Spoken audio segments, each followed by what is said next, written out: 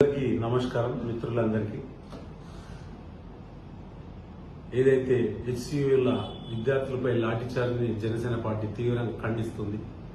గత కొన్ని రోజుల నుంచి 400 ఎకరాలపై ఏదైతే ప్రభుత్వ భూమి అంటారు, ఓకే, నో ప్రాబ్లం. కాకపోతే అక్కడున్న విద్యార్థులతోటి అక్కడున్న సంస్థతో ఒకసారి మాట్లాడి చర్చించి ఆ ఒక్క నిర్ణయం తీసుకుంటే ప్రభుత్వం బాగుంటుందని జనసేన వ్యక్తపరుస్తుంది. అదేవిధంగా గతంలో కూడా యురేనియం తవ్వకాల మీద ఆల్ పార్టీస్ మీటింగ్ పెట్టిన జనసేన అధినేత శ్రీ పవన్ కళ్యాణ్ గారు ఆ ఒక్క యురేనియం తవ్వకాలను ఆపడం జరిగింది. దాంట్లో ఇప్పుడు ముఖ్యమంత్రి వర్యులు రేవంత్ రెడ్డి గారు కూడా నాతో పాటు ఆ రోజు ఆ చర్చలో భాగస్థులయ్యారు. మీకు తెలిసిన విషయమే.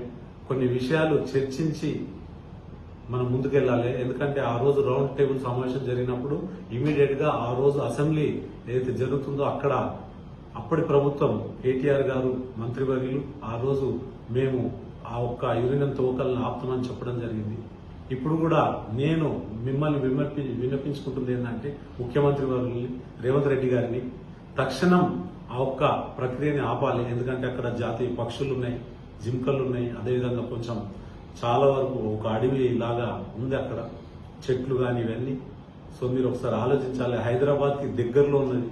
హైదరాబాద్ వాసులు ఎక్కడ పడితే అక్కడ నిర్మాణం పరిపూర్ణంగా ఉంది, రోడ్లు ఉన్నాయి, నేను కాదనట్లేదు. కాకపోతే అటువంటి ఒక 400 ఎకరాల ఒక అడవిని మనం ఇంకా డెవలప్ చేసుకుంటూ అక్కడ చెట్లు అటువంటి నాటితే ఇంకా బాగుంటది. ఇక్కడ హైదరాబాద్ వాసులకి ఆక్సిజన్ బాగా వచ్చేలాగా ఉంటది.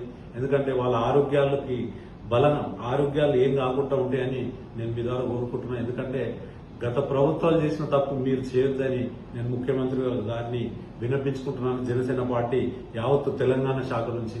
ఎందుకంటే రాబోయే రోజుల్లో ఇటువంటి విధ్వంసం సృష్టించిన ప్రభుత్వాలను పక్కకు పెట్టిన ప్రజలు మీకు గుర్తునే ఉంటుంది. మీరు కూడా ప్రకృతి ప్రేమికులు.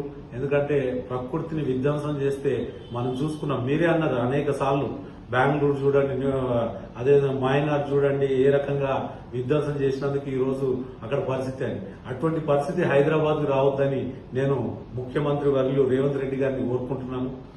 ఎందుకంటే ఇటువంటి విషయాల మీద ఒక్కసారి పునరాలోచించి ప్రభుత్వం ఒక నిర్ణయానికి రావాలని నేను కోరుకుంటూ సెలవు తీసుకుంటున్నాను.